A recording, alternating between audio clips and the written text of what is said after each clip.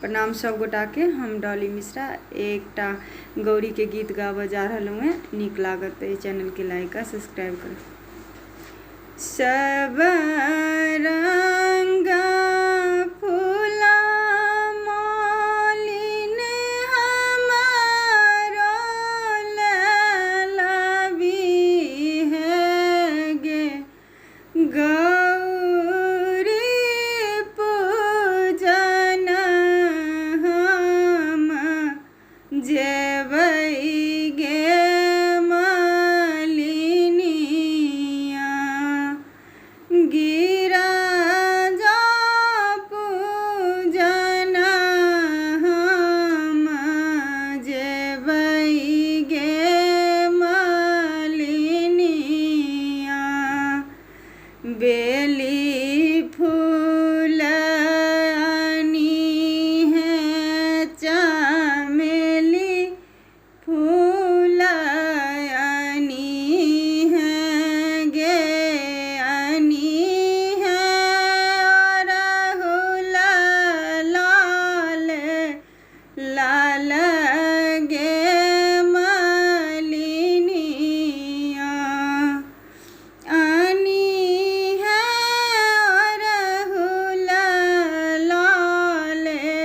लाल गे मालिनिया सब रंग फल मालिन हमारो लबी हैं गे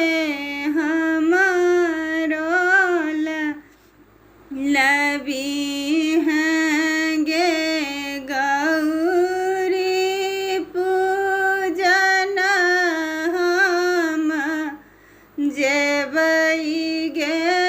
मालिनिया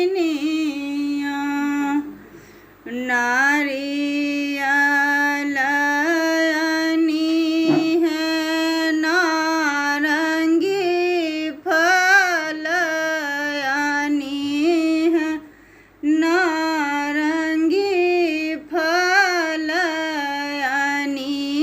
है अनार लाल लाल गे मालिनिया आनी है अनार लाल लाल गे मालिनिया सब रंग सिंदूर मालिन हमारो आनी है गे गौरी पूजन हम जेबै गे मालिनिया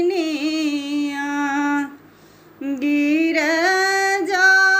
पूजन हम जेबै गे मालिनिया माटी